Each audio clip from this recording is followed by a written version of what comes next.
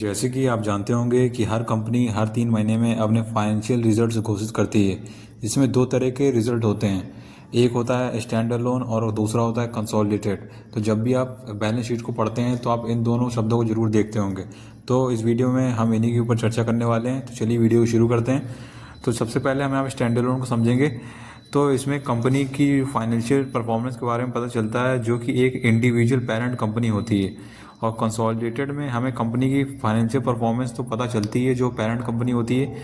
उसके साथ ही उसकी जो सब्सिडरीज कंपनीज होती हैं, एसोसिएट कंपनीज होती हैं और जॉइंट वेंचर होते हैं, उसके बारे में भी हमें यहाँ पे पता चलता है। ये एक उदाहरण से समझते हैं। जैसे कि आप जानते होंगे कि स्टॉक एक्सचेंज में Reliance industries main listed company है रिलायंस ग्रुप की, और जियो प्लेटफॉर्म लिमिटेड है, वो सब्सिडरी कंपनी है रिलायंस इंडस्ट्रीज़ की, जो कि भारत की नंबर 1 टेलीकॉम प्लेयर है, जिसके पास 48 करोड़ कस्टमर का यहाँ पे बेस है, और जो कि जियो मोबाइल नेटवर्क और इसके साथ ही दूसरे डिजिटल बिजनेस को संभालते हैं। इसी की तरह रिलायंस रिटेल वेंचर्स लिमिटेड, वो भी एक सब्सिडरी कंपनी है रिलायंस इंडस्ट्रीज़ की, जो कि भारत की लार्जेस्ट रिटेल में आती है, जो कि बहुत सारी कैटेगरी कवर करती है, जैसे कि grocery, food items, apparel, footwear, electronics goods इत्यादि। एक बात का यहाँ पे ये ध्यान रखें कि जो consolidated profit and loss statement होती है कंसोलिडेटेड बैलेंस शीट के अंदर, वह हमेशा स्टैंड अलोन बैलेंस शीट से अधिक महत्वपूर्ण होती है। तो और हम यहाँ पे थोड़ा सा सब्सिडरीज कंपनीज के बारे में यहाँ पे थोड़ा समझेंगे कि सब्सिडरीज कंपनीज क्या होती हैं। जब कोई कंपनी 50% से ज़्यादा हिस्सेदारी किसी दूसरी कंपनी में खरीद लेती है,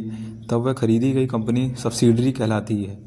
और जब कंपनी पूरा 100% हिस्सेदारी किसी दूसरी कंपनी में खरीद लेती है, तब वह खरीदी गई company wholly owned subsidiary company कहलाती है। तो एक उदाहरण से समझेंगे कि जैसे कि जियो प्लेटफॉर्म, जो कि रिलायंस इंडस्ट्रीज़ की होली ओन्ड सब्सिडरी कंपनी थी पहले, लेकिन हाल ही में कंपनी का 9.9% हिस्सेदारी फेसबुक को बेच दी गई है, और 7.73% गूगल को, और कुछ हिस्सेदारी दूसरी कंपनियों को बेची हैं अभी तक रिलायंस ने। अब रिलायंस के पास 67% स्टेक रखती है जियो प्लेटफॉर्म पे, जो कि अब होली ओन्ड सब्सिडरी ना होकर सब्सिडरी कंपनी है। अब समझेंगे कि एसोसिएट कंपनी क्या होती है। तो जो कंपनी किसी दूसरी अन्य कंपनी में 20% से 50% तक स्टेक रखती है, तो जो दूसरी कंपनी होती है वह एसोसिएट कंपनी कहलाती है।